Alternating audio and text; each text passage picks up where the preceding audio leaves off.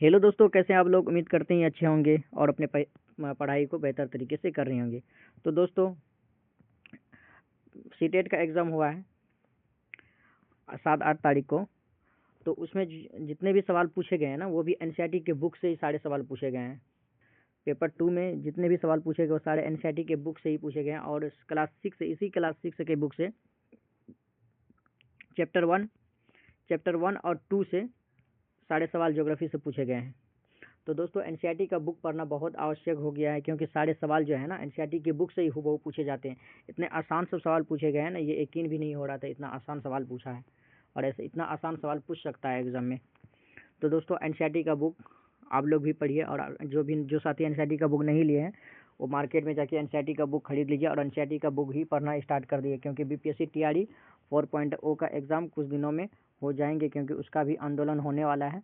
16 तारीख को पटना में आंदोलन होने वाला है। उसके बाद देखिए नोटिफिकेशन निकलने की संभावना है कि निकलेगा, लेकिन जब निकल जाएगा तब विश्वास होगा हम लोगों को, क्योंकि ऐसे ही 1-1.5 साल से ऐसे ही बोल रहे हैं कि निकलेगा, लेकिन निकला नहीं। लेकिन आप अपनी तैयारी को करते रहिए कंटिन्यू। जब भी निकले एग्ज़ाम तो आप एग्ज़ाम में बैठ के आप अच्छा से अच्छा नंबर ला के और अपना सिलेक्शन पक्का कर सकते हैं। पढ़ाई को छोड़ना नहीं है, कंटिन्यू करते रहना है। उसी के साथ आज हम लोग पढ़ने वाले हैं क्लास 6 के ज्योग्राफी का ये 6ठा चैप्टर है, मतलब लास्ट चैप्टर है, हमारा देश यानी भारत। इसी के बारे में आज हम लोग पढ़ेंगे, और इस चैप्टर से भी बहुत सारे सवाल बनते हैं। ये चैप्टर भी बहुत महत्वपूर्ण है। तो चलिए हम लोग स्टार्ट करते हैं। सबसे पहले है कि दोस्तों कि भारत एक बहुत बड़े भौगोलिक विस्तार वाला देश है। भारत जो क्या है, यहाँ से सवाल बनते हैं कि भारत डॉट डॉट है क्या, भौगोलिक विस्तार वाला देश है, बहुत बड़े एक भौगोलिक विस्तार वाला देश है। उत्तर में यह हिमालय के ऊंचे शिखरों से घिरा हुआ है। भारत के उत्तर में जब देखेंगे ना, भारत के उत्तर में जो है ना हिमालय पर्वत है, जो कि भारत को बचा के, बर्फ से बचा के रखा है, पता है। नहीं तो भारत का जो है ना आधा भाग जो है ना बर्फ से ढक जाता है। इसीलिए हिमालय पर्वत जो है ना, हिमालय पर्वत एक हिसाब से हमारे रक्षा का काम कर रहा है, रक्षक का काम कर रहा है हिमालय पर्वत जो है ना एक, और वो बर्फ से मतलब बर्फ से बचा रहा है भारत को, आधा भारत को। इसीलिए कहा जाता है हिमालय के ऊपर में जो है ना क्या, हिमालय भारत के उत्तर में हिमालय के ऊंचे शिखर हैं। पश्चिम में अरब सागर है और पूरब में बंगाल की खाड़ी। आप लोग जानते होंगे, मैप देखिएगा पता चल जाएगा कि पश्चिम में अरब सागर है और पूरब में बंगाल की खाड़ी, तथा दक्षिण में हिंद महासागर भारतीय प्रायद्वीप के तटों पर लहरते हैं। आगे है कि भारत का क्षेत्रफल 32.8 लाख वर्ग किलोमीटर है। ये सवाल बहुत बार पूछे गए। टीआरई 2 में भी इस सवाल को पूछा गया कि भारत का क्षेत्रफल कितना है, याद रखिएगा 32.8 लाख वर्ग किलोमीटर। अगर मिलियन में पूछे तो 3.28 मिलियन, अगर मिलियन में पूछ लिया तो 3.28 मिलियन होता है, तो याद रखिएगा।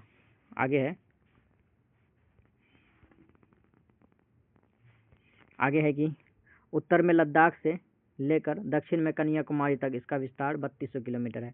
भारत का जो विस्तार है ना उत्तर से लेकर दक्षिण तक, मतलब उत्तर से लेकर दक्षिण तक कितना है, 3200 किलोमीटर। कहाँ से, लद्दाख से लेकर कन्याकुमारी तक 3200 किलोमीटर है।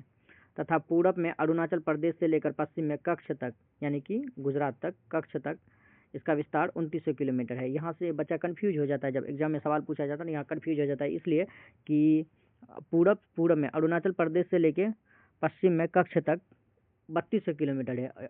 एग्जाम में ये दे देगा आपको, लेकिन आपको कंफ्यूज नहीं होना चाहिए, क्योंकि भारत जो है ना उत्तर से लेके दक्षिण तक ज़्यादा लंबा है, पूरब से लेके पश्चिम तक कम है। इसीलिए लद्दाख से लेके कन्याकुमारी तक 3200 किलोमीटर है, और अरुणाचल प्रदेश से लेके कच्छ तक 2900 किलोमीटर, ये याद रखना है। ऊंचे ऊंचे पर्वत, भारतीय मरुस्थल, उत्तरी मैदान, असमान पठारी सतह, तटीय भाग एवं द्वीप समूह मरुस्थल यानी स्थल रूपों की विभिन्नता को दर्शाते हैं। भारत इतने सारे चीज़ भारत के अंदर में है। यहाँ की जलवायु, वनस्पति, वन्य जीव के साथ साथ भाषा एवं संस्कृति में भी एक भिन्नता है। भारत के अंदर में अलग अलग संस्कृति के लोग रहते हैं, अलग अलग भाषा के लोग रहते हैं और अलग अलग भाषा बोलते हैं अपने भारत में। इस भिन्नता में भी हम एकता को पाते हैं, और इसमें भी हम एकता को पाते हैं, जैसे कि हिंदू मुस्लिम एक साथ रहते हैं, और भी कई सारे धर्म हैं जो कि एक साथ एक थाली में खाना खाते हैं अपने देश में। इस तरह की भिन्नता में भी एकता है, जो हमारी परंपराओं में दिखती है, बिल्कुल दिखती है। यही कारण है कि हम एक राष्ट्र में बंधे हैं, और यही कारण है हम एक राष्ट्र में बंधे हैं।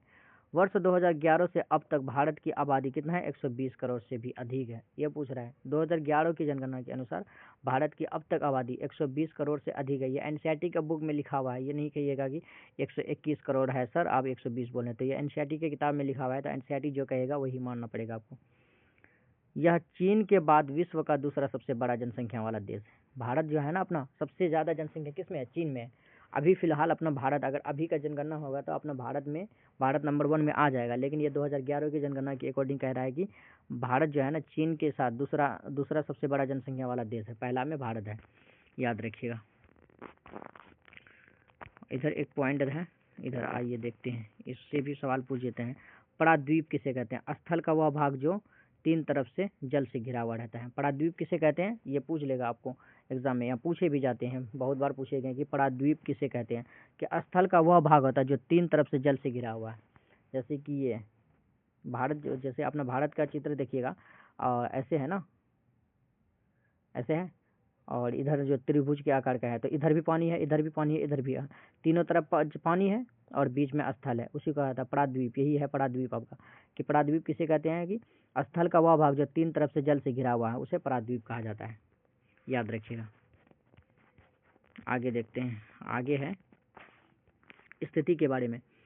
भारत उत्तरी गोलार्ध में स्थित है। भारत कहाँ है? उत्तरी गोलार्ध में स्थित है, ये बात याद रखिएगा। और कर्क रेखा जो कि 23.5 डिग्री उत्तर में, यहाँ उत्तर ऊ दिया हुआ है ना, उत्तर देश के लगभग मध्य से होकर गुजरता है। इससे पहले भी बहुत बार हम बता चुके हैं कि कर्क रेखा भारत के बीचों बीच से होकर गुजरता है और किन किन राज्यों से होकर गुजरता है। अब वीडियो नहीं देखे हैं तो आप जाके देख सकते हैं। और दक्षिण से उत्तर की ओर भारत की भूमि, मुख्य भूमि का विस्तार 8 डिग्री 4 मिनट उत्तर से लेकर 37 डिग्री 6 मिनट उत्तरी अक्षांशों के बीच में है। उत्तर से लेकर दक्षिण का विस्तार है ये। और पश्चिम से लेकर पूरब तक का विस्तार है 68 डिग्री 7 मिनट पूरब से लेकर, तथा 97 डिग्री 25 मिनट पूर्वी देशांतर के बीच है, ये भी याद रखिएगा। अगर हम विश्व को पूर्वी एवं पश्चिमी गोलार्ध में बांटते हैं तो भारत की स्थिति किस गोलार्ध में होगी? बहुत बड़े देशांतरीय विस्तार लगभग 29 डिग्री के कारण ये 2 छोर पर स्थित है। स्थानों के स्थानीय समय में बहुत अधिक अंतर हो सकता है, बिल्कुल ये कहा जाता है। यहाँ आप इसको भी आप याद रखिए, ये जो 29 डिग्री है ना, पूरब से लेके पश्चिम तक के विस्तार का जितना है ना, उतना का अंतर है ये 29 डिग्री। लगभग 30 डिग्री भी माना जाता है, लेकिन 29 डिग्री यानी कि 2 घंटा का अंतर। आगे पढ़िएगा, अभी बता देते हैं, बहुत सारे हो सकता है। इस तरह की दूरी पर स्थित 2 स्थानों के बीच का समय का अंतर लगभग 2 घंटा का होता है। आइए आगे जानते हैं।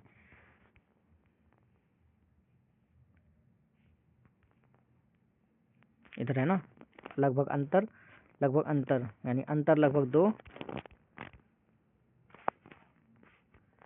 2 घंटा का होता है। जैसे कि आपने पहले पढ़ा है कि प्रति एक डिग्री देशांतर के लिए स्थानीय समय 4 मिनट निर्धारित किया गया है। कितना? 1 डिग्री देशांतर के लिए 1 डिग्री देशांतर बराबर कितना होता है? 4 मिनट। 1 डिग्री देशांतर बराबर 4 मिनट। अब यहीं पर 30 डिग्री यानी 29 डिग्री था, कितना था? 29 डिग्री। तो 29 डिग्री देशांतर बराबर कितना होता है? उसी को 4 से गुना कर दीजिए, जितना हुआ लगभग आपका 2 घंटा का अंतर होगा, मतलब 7 दूना 120 मिनट होगा, यानी कि 2 घंटा। आगे पढ़िए, आगे है कि 4 मिनट का अंतर है।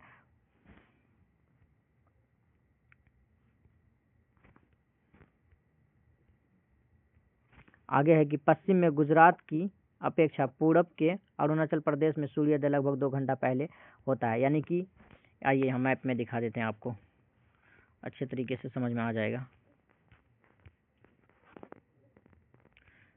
जैसे कि दोस्तों देख सकते हैं, ये हो गया आपका यहाँ अरुणाचल प्रदेश, और ये हो गया आपका ये गुजरात। अरुणाचल प्रदेश में सबसे पहले सूर्योदय होगा, उसके बाद वो सूर्योदय यहाँ तक पहुँचते पहुँचते गुजरात तक आने में 2 घंटा बाद में पहुँचेगा। यही यहाँ से लेके यहाँ तक का बीच का जो है देशांतरीय अंतर 29 डिग्री का होता है। कितना डिग्री का? 29 डिग्री का देशांतरीय अंतर होता है। और यहाँ पर सूर्योदय अगर यहाँ पर सूर्योदय 2 बजे पहुँचा है तो यहाँ पर पहुँचते पहुँचते 4 बज जाएगा। इसीलिए कहता है कि अरुणाचल प्रदेश से लेकर गुजरात तक सूर्योदय का अंतर 2 घंटा का होता है। और ये कितना डिग्री में पूछे तो 29 डिग्री का अंतर होता है, याद रखिएगा। आइए देखते हैं। और आगे क्या कह रहा है। 2 घंटा का अंतर होता है। आप पहले पढ़ चुके हैं कि 82.5 डिग्री यानी पूर्वी देशांतर के स्थानीय समय को भारत का मानक समय माना गया है। जी, इससे पहले भी हम लोग देख चुके हैं कि 82.5 डिग्री को भारत का मानक समय रेखा माना जाता है। मानक समय रेखा मतलब क्या होता है कि जिससे समय का निर्धारण किया जाता है। एक सवाल और भी पूछे जाते हैं कि समय का निर्धारण करने के लिए किसका उपयोग किया जाता है, अक्षांश का या देशांतर का। तो याद रखिएगा देशांतर का। किसका? देशांतर का। समय को निर्धारित करने के लिए देशांतर का उपयोग किया जाता है। आगे गए, इस यमयत्तर को भारत का मानक समय यमयत्तर माना जाता है।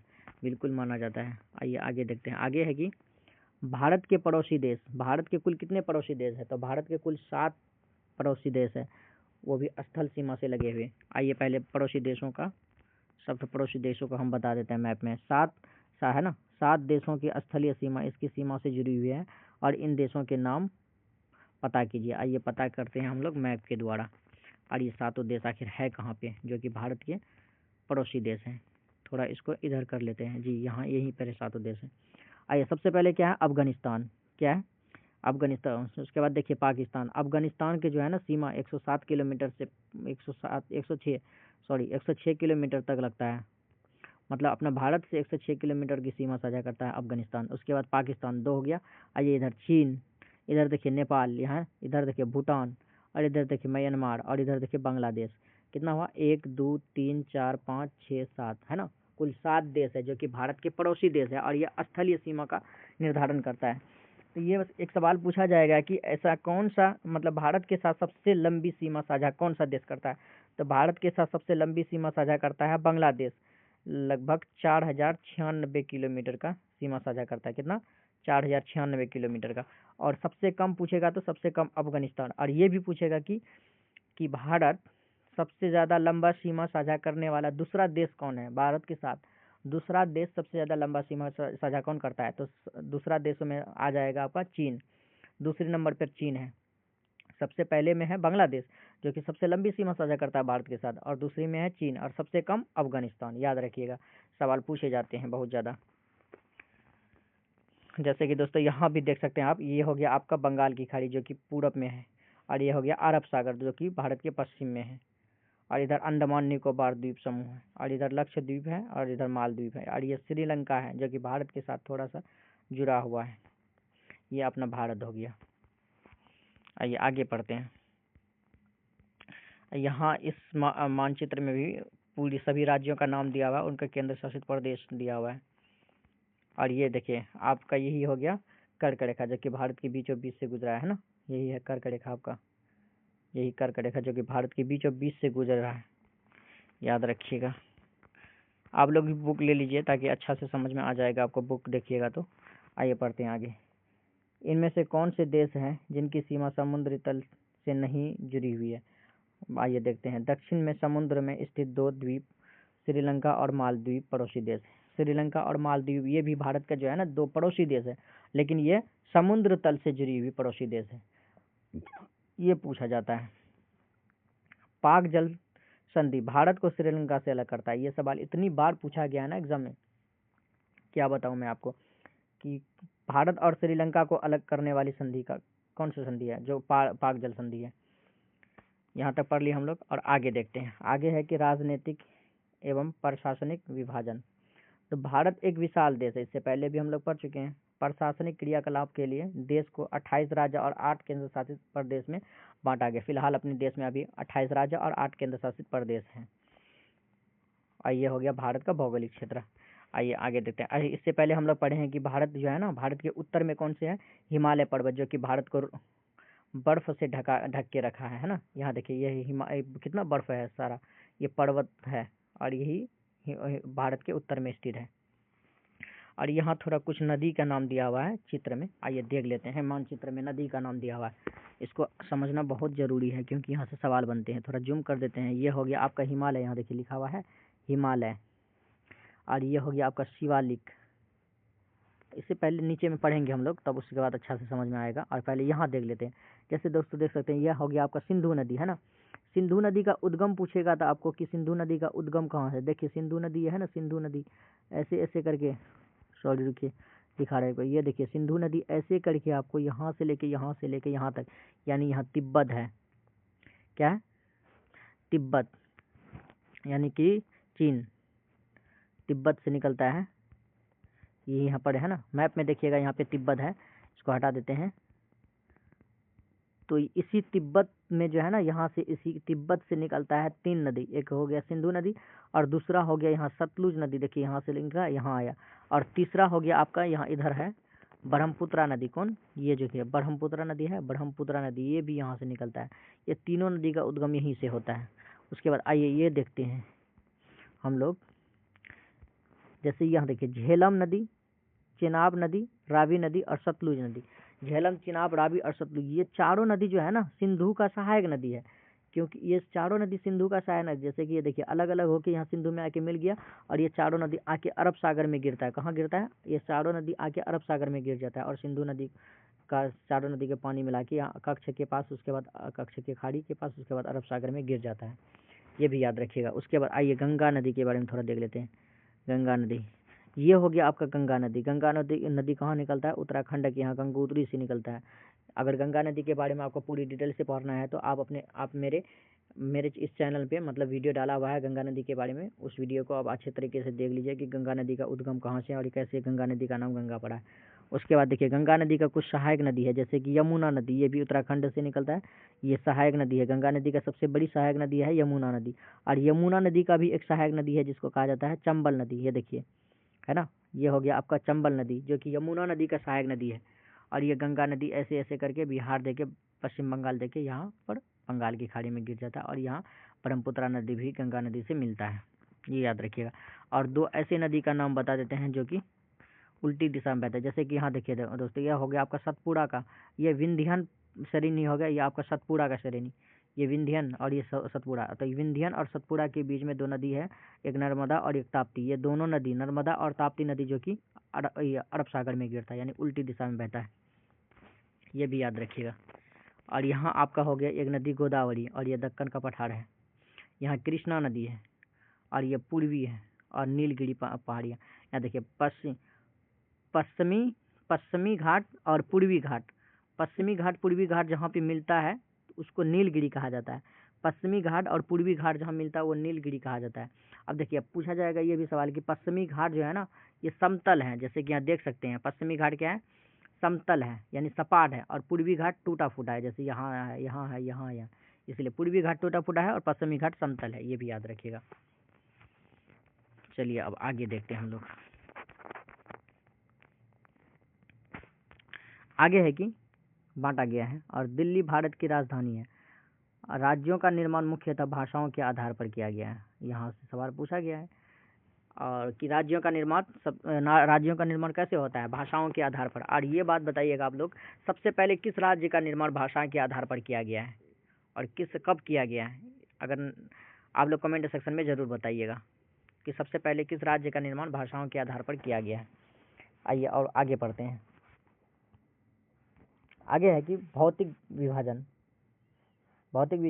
में है कि भारत में पाए जाने वाली भौतिक आकृतियाँ विभिन्न प्रकार की है, जैसे कि पर्वत, पठार, मैदान, तट और द्वीप समूह। उत्तर में बर्फ से ढका हिमालय संतरी का कार्य करता है। किसका कार्य करता है, हिमालय संतरी का कार्य करता है। बर्फ से ढका है उत्तर में हिमालय, जो कि संतरी का कार्य करता है। हिमालय का मतलब क्या होता है, हिम प्लस आलय का अर्थ होता है बर्फ का घर, ये भी याद रखिएगा। बर्फ का घर किसे कहते हैं, हिमालय को ही कहा जाता है, हिम प्लस आलय का अर्थ होता है। हिमालय पर्वत को 3 मुख्यतर समांतर श्रेणी में बांटा गया है, और वो 3 श्रेणी क्या है जानते हैं। सबसे पहले उत्तर में स्थित है वृहद हिमालय, जिसे हिमाद्री भी कहा जाता है। ये सवाल बहुत बार पूछे गए हैं कि हिमालय के सबसे उत्तर में स्थित भाग को क्या कहा जाता है, वृहद हिमालय या हिमाद्री। इसी श्रेणी में विश्व की सबसे ऊंची शिखर, जिसको कहा जाता है माउंट एवरेस्ट, वहीं पर स्थित है। विश्व की सबसे ऊंची शिखर माउंट एवरेस्ट कहाँ स्थित है, वृहद हिमालय या हिमाद्री में। उसके बाद दूसरा में है मध्य हिमालय, यानी कि जिसे हिमाचल कहा जाता है, और इसे हिमाद्री के दक्षिण में स्थित है। हिमाचल जो है ना हिमाद्री के दक्षिण में जस्ट स्थित है। ये बहुत से लोकप्रिय पहाड़ी स्थान इसी में स्थित है। बहुत सारे लोकप्रिय पहाड़ी स्थान कहाँ पे स्थित है आपका, हिमाचल में या मध्य हिमालय में, जो कि हिमाद्री के दक्षिण में स्थित है। आगे है 5 पहाड़ी स्थानों का नाम बताने के लिए बोल रहा है। उसके बाद शिवालिक सबसे दक्षिणी श्रेणी में स्थित है। शिवालिक, ये जो है ना हिमालय के सबसे दक्षिण में स्थित कौन है? शिवालिक, ये भी याद रखिएगा, बहुत इंपॉर्टेंट है। आइए आगे है, इसे पढ़ने से पहले आइए इसको थोड़ा पढ़ लेते हैं। पहले इसी को पढ़ लेते हैं, उसके बाद उसको पढ़ेंगे, क्योंकि वहाँ से भी सवाल बनते हैं। आइए, हिमालय के दक्षिण में भारत की उत्तरी मैदान स्थित है। हिमालय के दक्षिण में स्थित है, ये याद रखिएगा। यही से सवाल पूछा जाता है, हिमालय के दक्षिण में है या पश्चिम में है। तो हिमालय के दक्षिण में है भारत का उत्तरी मैदान। ये मैदान समतल एवं सपाट है। भारत के, देखिए हिमालय के दक्षिण में, हिमालय आपका ये हो गया आपका भारत, और ये हो गया आपका हिमालय पर्वत। तो हिमालय पर्वत का ये उत्तर हुआ, ये दक्षिण। तो हिमालय के दक्षिण में भारत का उत्तरी मैदान है ना हिमालय के। आइए यहाँ समझा देते हैं पहले चित्र में, बहुत अच्छा से समझ में आएगा आपको। यहाँ ये हो गया आपका इंडिया का मैप है ना, ये हो गया आपका हिमालय पर्वत है ना। तो हिमालय हो गया, ये हिमालय का उत्तर हो गया, उत्तर दिशा, और ये हिमालय का दक्षिण दिशा।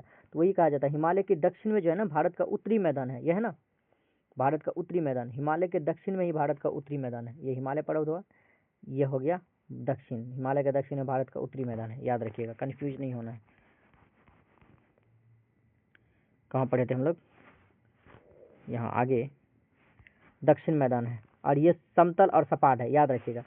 हिमालय के दक्षिण में स्थित जो मैदान है वो समतल और सपाट है। ये मैदान सिंधु, गंगा और ब्रह्मपुत्र तथा इसकी सहायक नदी के द्वारा लाए गए जलोढ़ निरपेक्षों से बने हैं। और ये हिमालय मतलब भारत का जो उत्तरी मैदान जो है ना, किन किन नदी के द्वारा लाए गए निरपेक्षों से बना है? गंगा, सिंधु और ब्रह्मपुत्र नदी और उनके सहायक नदी के द्वारा। नदियों के मैदान कृषि के लिए उपजाऊ भूमि प्रदान करता है, और ये जो जलोढ़ मिट्टी है ना वो नदियों के लिए कृषि भूमि उपजाऊ मतलब प्रदान करता है। यही कारण है कि इन मैदानों में जनसंख्या भी अधिक है। जहाँ पर जलोढ़ मिट्टी पाया जाता है वहाँ कृषि ज़्यादा होगा, तो वहाँ जनसंख्या ऑफकोर्स ज़्यादा होगा ही।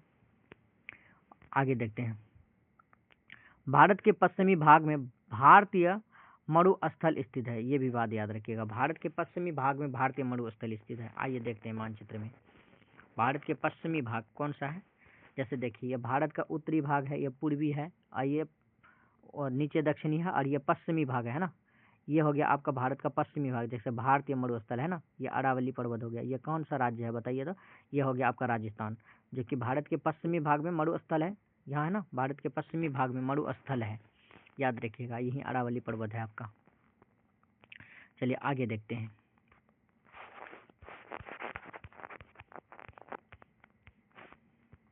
आगे है कि यह शुष्क, गर्म तथा रेतीले स्थल है। मतलब ये जो मरुस्थल है ना, शुष्क, गर्म और रेतीले स्थल है। यह वनस्पति भी बहुत कम मात्रा में पाया जाता है। एग्जामिनर आपका फंसा देगा कि मरुस्थल में वनस्पति बहुत अधिक मात्रा में पाया जाता है, लेकिन नहीं, क्योंकि देखिए मरुस्थल है, मरुस्थल का मतलब क्या है कि वहाँ पर कोई दलदली क्षेत्र पाया ही नहीं जाता। जहाँ पानी नहीं है तो वहाँ वनस्पति ज़्यादा होगा नहीं होगा। इसलिए उत्तरी मैदान के दक्षिण में प्राद्वीपीय पठार है। उत्तरी मैदान के दक्षिण में प्राद्वीपीय पठार है। आइए इसको भी मैप में देख लेते हैं अच्छा से। उत्तरी मैदान के दक्षिण में प्राद्वीपीय पठार है। क्या है? उत्तरी मैदान के दक्षिण में।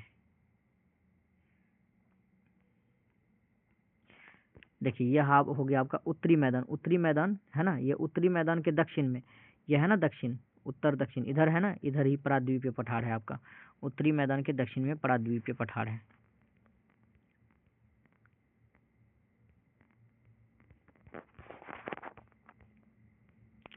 आगे है, कहाँ तक पढ़े थे हम लोग? यहाँ प्राद्वीपीय पठार तक। आगे है कि इसकी आकृति त्रिभुजाकार है। प्राद्वीपीय पठार की आकृति कैसा है? त्रिभुजाकार है। इसका धरातल काफी ऊंचा और नीचा है। प्राद्वीपीय का जो है ना उसका धरातल काफी ऊंचा और नीचा है। इस क्षेत्र में बहुत सी पहाड़ियां, श्रृंखला, घाटियां स्थित है। इसके उत्तर पश्चिम में अरावली श्रृंखला स्थित है, और इसके उत्तर पश्चिम में अरावली श्रृंखला स्थित है, जो विश्व की सबसे पुरानी श्रृंखला है। अरावली जो है ना विश्व की सबसे पुरानी श्रृंखला, याद रखिएगा। उसके बाद आता है विंध्य एवं सतपुड़ा भी महत्वपूर्ण श्रृंखला है। इन श्रृंखलाओं से होकर नर्मदा और ताप्ती नदी बहती है। अभी पढ़े हम लोग, आइए देख लेते हैं इसको। अभी कुछ देर पहले हम लोग इसको देखे थे। जैसे कि यहाँ देखिए ये विंध्य हो गया और ये सतपुड़ा, इसी के बीच से नर्मदा और ताप्ती नदी बहती है, याद रखिएगा। जो चीज़ देख लें उसमें टाइम वेस्ट नहीं करेंगे। आगे है कि जो अरब सागर में गिरती है। अभी बताइए दोनों नदी अरब सागर में बहती है, और इस पठार के पश्चिम में पश्चिमी घाट या सहादरी तथा पूरब में पूर्वी घाट स्थित है। देखिए पश्चिमी घाट को ही सह्याद्री कहा जाता है। क्या कहा जाता है? पश्चिमी घाट। भारत के पश्चिम में पश्चिमी घाट जो कि सह्याद्री है, इस पठार मतलब उसी पठार के पश्चिम में पश्चिमी घाट है जिसे सह्याद्री कहा जाता है, तथा पूरब में पूर्वी घाट स्थित है। पश्चिमी घाट का विस्तार एक समान रूप से है, बिल्कुल अभी देखिए हम लोग एक समान ऐसे डायरेक्ट है, और पूर्वी जबकि पूर्वी घाट बीच बीच में टूटा है, जैसे पूर्वी घाट ऐसे यहाँ टूटा ऐसे ऐसे करके है ना। पश्चिमी घाट एक समान है, पूर्वी घाट टूटा हुआ है, याद रखिएगा। आगे है कि और टूटा हुआ और असमान है। इन पठारों में खनिज जैसे कोयला एवं लौह अयस्क की प्रचुर मात्रा है। इन्हीं पठारों में जो है ना कोयला और लौह अयस्क प्रचुर मात्रा में पाया जाता है, याद रखिएगा। पश्चिमी घाट के पश्चिम में तथा पूर्वी घाट के पूर्व में तटीय मैदान भी स्थित है। पश्चिमी घाट के पश्चिम में और पूर्वी घाट के पूर्व में तटीय मैदान भी है। पश्चिमी तटीय मैदान काफ़ी संकरीय है, ये भी याद रखिएगा। पश्चिमी तटीय मैदान जो है ना काफ़ी संकरा हुआ है, और पूर्वी तटीय मैदान चौड़ी है। आगे देखते हैं। अपेक्षाकृत चौड़ी है, पूर्वी तटीय मैदान चौड़ी है, पश्चिमी तटीय मैदान संकरी हुई है, वो भी देखेंगे अभी मानचित्र में।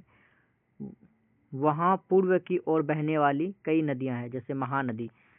पूर्व की ओर बहने वाली बहुत सारी नदियाँ हैं, जैसे कि महानदी, गोदावरी, कृष्णा और कावेरी बंगाल की खाड़ी में गिरती है। पूरब की ओर बहने वाली यह नदी है, याद रखिएगा।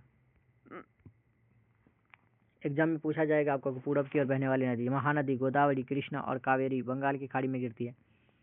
यह नदियाँ अपने मुहाने पर उपजाऊ यानी डेल्टा का निर्माण करती है। नदी के मुहाने पर यानी जो उपजाऊ होता है वहीं पर डेल्टा का निर्माण होता है। बंगाल की खाड़ी में गंगा और ब्रह्मपुत्र नदी के द्वारा लाई गई सुंदरवन का डेल्टा स्थित है। सुंदरवन का डेल्टा कहाँ, किस नदी के द्वारा? गंगा और ब्रह्मपुत्र नदी के द्वारा लाई गई जो डेल्टा है वही सुंदरवन का डेल्टा है, जो कि पूरे विश्व का सबसे बड़ा डेल्टा है। आइए देखते हैं आगे। इधर कुछ नहीं है और ये पूरी तरह से समाप्त हो चुका है। आइए कुछ क्वेश्चन नहीं और भी है द्वीप के बारे में, आइए पढ़ते हैं इसको। भारत में 2 द्वीप समूह हैं, जैसे कि लक्षद्वीप समूह अरब सागर में स्थित है। 2 द्वीप समूह हैं जो कि लक्षद्वीप, ये केरल के तट से कुछ दूर में परवाल द्वीप है। लक्षद्वीप जो है ना केरल के तट से कुछ दूर में स्थित है, जो कि ये परवाल द्वीप है। अंडमान एवं निकोबार द्वीप समूह भारत से दक्षिण पूर्व दिशा में बंगाल की खाड़ी में स्थित है।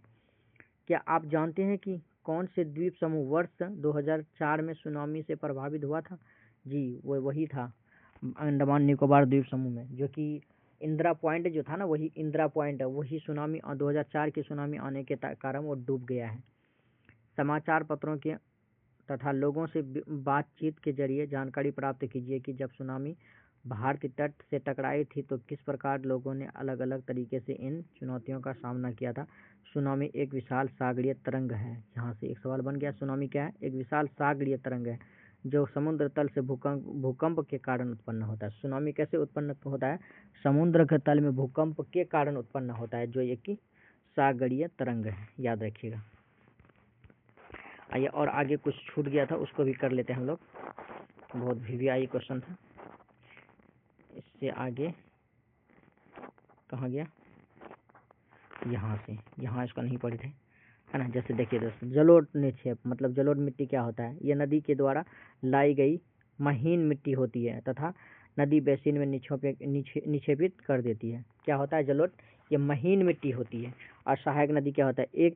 एक नदी या सरिता जो कि मुख्य नदी में किसी भी तरह से आकर मिलती है तथा अपने जल को मुख्य नदी में विसर्जित करता है, उसे नदी सहायक नदी कहा जाता है, ये भी याद रखिएगा। आइए इसको पढ़ते हैं। गंगा एवं ब्रह्मपुत्र नदी विश्व के सबसे बड़ी डेल्टा का निर्माण करता है, जिसे कहा जाता है सुंदरवन का डेल्टा। इस डेल्टे की आकृति त्रिभुजाकार है। सुंदरवन के डेल्टा का आकृति कैसा है? त्रिभुजाकार है। डेल्टा स्थल का वह भाग जो नदी के मुहाने पर बनता है, जहाँ नदी के समुद्र में प्रवेश करती है, उस जगह को नदी का मुहाना कहा जाता है, बिल्कुल याद रखिएगा। आगे है, ये इतना इम्पोर्टेंट नहीं है, आपका ये वाला इम्पोर्टेंट है। परवाल छोटे छोटे समुद्री जंतुओं के कंकाल से पोलिप कहा जाता है। छोटे छोटे जंतुओं के कंकाल से बने होते, जैसे कि ये देखिए, छोटे छोटे जंतुओं के कंकाल से बने होते परवाल, और इसी को पोलिप कहा जाता है। जब जीवित पोलिप मरते हैं तब उनका कंकाल बच जाता है। जब ये जीवित जो पोलिप होता है ना वो मरते हैं, उसका कंकाल बच जाता है, और अन्य पोलिप की वृद्धि इन ठोस कंकालों के ऊपर होती है, जो कि बढ़ते बढ़ते काफ़ी ऊंचे हो जाते हैं। जैसे कि ये देखिए, बहुत काफ़ी ऊंचे हो गए हैं ना, ऊंचे हो जाता था। इन प्रकार परवाल द्वीपों का निर्माण करती है। प्रवाल द्वीपों को दिखाया गया है। ये चित्र में आपको देख सकते हैं। ये भी चैप्टर खत्म हो चुका है। ये कुछ इसका एमसीक्यू यानी ऑब्जेक्टिव दिया हुआ उसको भी कर लेते हैं। जैसे अभी हम लोग पढ़े दोस्तों कि हिमालय के सबसे दक्षिणी भाग को क्या कहा जाता है। तो हिमालय के सबसे उत्तरी भाग को कहा जाता है हिमाद्री, और हिमालय के सबसे मध्य वाले भाग को हिमाचल कहा जाता है, और हिमालय के सबसे दक्षिणी भाग को शिवालिक कहा जाता है। याद रखिए। तो इसका आंसर हो जाएगा ऑप्शन ए, हिमालय के सबसे दक्षिणी भाग को शिवालिक कहा जाता है, सबसे उत्तरी भाग को हिमाद्री कहा जाता है, हिमाद्री या वृहद हिमालय, और सबसे मध्य वाला भाग को क्या कहा जाता है, जो कि हिमाद्री के दक्षिण में स्थित है, उसको हिमाचल कहा जाता है या मध्य हिमालय कहा जाता है। ये भी याद रखिएगा। अगला है कि सह्याद्री को अन्य किस नाम से जाना जाता है। अभी पढ़े हम लोग पश्चिमी घाट के नाम से जाना जाता है, सह्याद्री को पश्चिमी घाट के नाम से जाना जाता है। ये याद रखिएगा।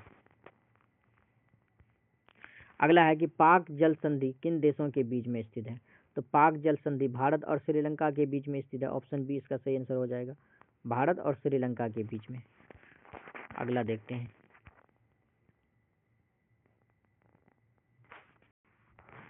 अगला है कि अरब सागर में स्थित भारतीय द्वीप समूह को क्या कहा जाता है। तो उसको लक्षद्वीप समूह कहा जाता है। क्या कहा जाता है, लक्षद्वीप। अरब सागर में स्थित भारतीय द्वीप समूह को क्या कहा जाता है, लक्षद्वीप समूह। याद रखिएगा। अगला है कि भारत की सबसे पुरानी पर्वत श्रृंखला को क्या कहा जाता है। तो अरावली। भारत की सबसे पुरानी पर्वत श्रृंखला को अरावली कहा जाता है। भारत का क्षेत्रफल कितना है, 32.8 लाख वर्ग किलोमीटर।